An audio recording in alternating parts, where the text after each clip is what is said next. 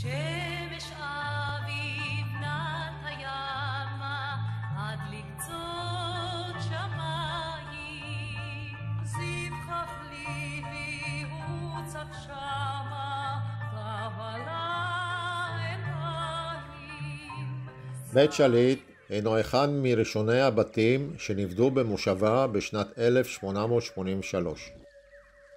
אליעזר אלחנן ואשתו שרה שליט הגיעו לארץ מאוקראינה עם 5 ילדיהם אחרי שכל רכושם הושמד בפרעות. שליט היה אחד מבין 17 המייסדים של המושבה ראשון לציון. המשפחה עסקה בחקלאות והיו מחלוצי גידול הזיתים בארץ. בחצר הבית נבנתה אורווה גדולה בשטח של כ-80 מטר מרובע. בבית קיימות היום 3 תצוגות קבועות.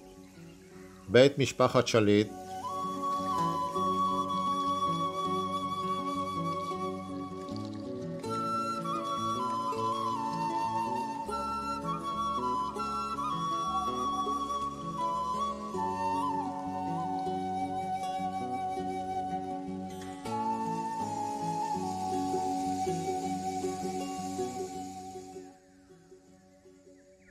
אולם המייסדים, מוקדש ל-17 ממייסדי המושבה.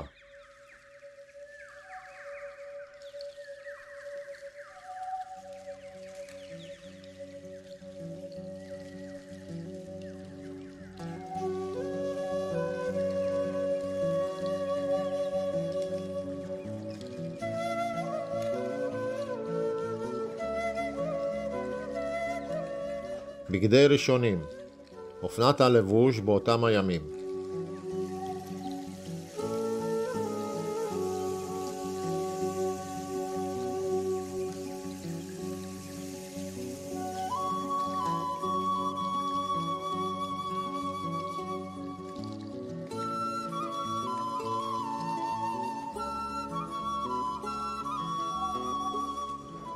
באורווה 2 תצוגות, האורווה עצמה ועגלות הדיליזנס ששימשו את התחבורה של המושבה.